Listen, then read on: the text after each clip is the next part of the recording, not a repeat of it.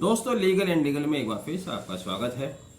अब से करीब एक साल पहले जब भारत के वर्तमान chief justice doctor DY Chandrachud साहब ने शपथ ली थी, तभी उन्होंने ये महसूस करा दिया था और हमने भी अपने एक वीडियो में कहा था कि अगले 2 साल तक डॉक्टर DY चंद्रचूड़ भारत के चीफ जस्टिस रहेंगे और इन 2 सालों में बहुत कुछ ये परिवर्तन कर देंगे, खास तौर से टेक्नोलॉजी के क्षेत्र में। उन्होंने शुरू से ही ये प्रयास किया है, टेक्नोलॉजी से भी रहे हैं कि हमारी जुडिशियल प्रोसीडिंग्स में टेक्नोलॉजी का ज़्यादा से ज़्यादा इस्तेमाल होना चाहिए। लेकिन 1 साल का समय बीत जाने के बाद भी कोई बहुत बड़ा परिवर्तन होता हुआ नहीं दिखाई दे रहा है, सुप्रीम कोर्ट के अलावा देश के हाई कोर्ट्स में, किसी और न्यायालयों में। आज उसी कमी को महसूस करते हुए, उसका सीरियस नोट लेते हुए डॉक्टर DY चंद्रचूड़ काफ़ी नाराज़ दिखाई दिए। उन्होंने हाई कोर्ट्स को लेकर बहुत ही तल्ख टिप्पणियाँ की, खास तौर से इलाहाबाद उच्च न्यायालय को, जहाँ उन्होंने इलाहाबाद उच्च न्यायालय को यह तक कह डाला कि इलाहाबाद उच्च न्यायालय क्लियरली ऑफेंडर है, कंप्लीटली ऑफेंडर है, इन्होंने पूरे सिस्टम को डिस्ट्रॉय कर दिया है।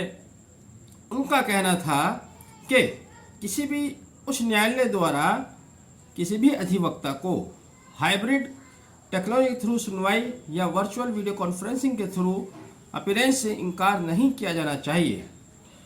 डॉक्टर DY चंद्रचूड़ ने बॉम्बे हाई कोर्ट को भी तड़पलाते हुए कहा कि बॉम्बे हाई कोर्ट किस तरह से वर्चुअल हियरिंग के लिए डिनाई कर सकता है, एक ऐसा शहर जहां पर ट्रैवल करना भी अपने आप में बहुत मुश्किल कार्य है।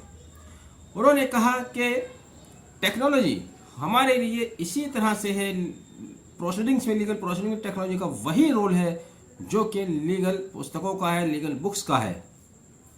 साथ ही उन्होंने यह भी जोड़ा कि कोई भी जज अब इस तरह की बात नहीं कह सकता कि उसको टेक्नोलॉजी से अवेयर नहीं है, उसको अडेप्ट करनी ही होगी, सीखना ही पड़ेगा। उन्होंने कहा कि अगर आपको जज बनना है तो आपको टेक्नोलॉजी भी सीखनी होगी। जिस तरह से कोई जज ये नहीं कह सकता कि रेस जुडिकेटा क्या होता है, उसे नहीं मालूम, उसी तरह से कोई जज ये भी नहीं कह सकता कि उसको ये टेक्नोलॉजी की जानकारी नहीं है या टेक्नोलॉजी से नहीं मालूम।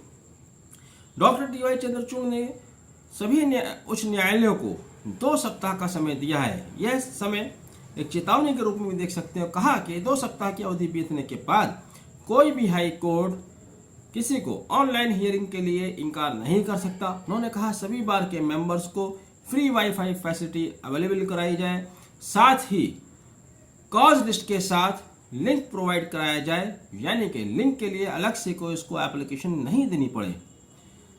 तो इस तरह से उन्होंने ट्रिब्यूनल्स को भी कहा कि ट्रिब्यूनल्स भी ऑनलाइन हियरिंग का सिस्टम अपने यहाँ सेटअप करें। डॉक्टर DY चंद्रचूड़ का गुस्सा इसलिए भी था और जायज़ भी था। उन्होंने कहा कि जब भारत सरकार पहले ही 7 लाख करोड़, ध्यान दीजिएगा, 7 लाख करोड़ रुपया इस फैसिलिटीज़ के लिए दे चुकी है, इंफ्रा डेवलप करने के लिए दे चुकी है, तो हाईकोर्ट द्वारा क्यों नहीं किया जा रहा है। तो उनका गुस्सा यहाँ पर जायज़ है।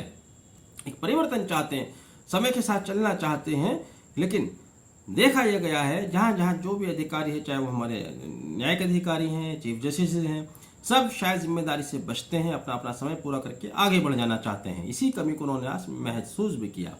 लेकिन दूसरी ओर उन्होंने ऐसा नहीं कि सिर्फ नाराजगी जाहिर की हाई कोर्ट्स के ऊपर, कुछ हाई कोर्ट्स की तारीफ भी की, जिनमें से केरला हाई कोर्ट और उड़ीसा हाई कोर्ट का उन्होंने खास तौर से तारीफ की।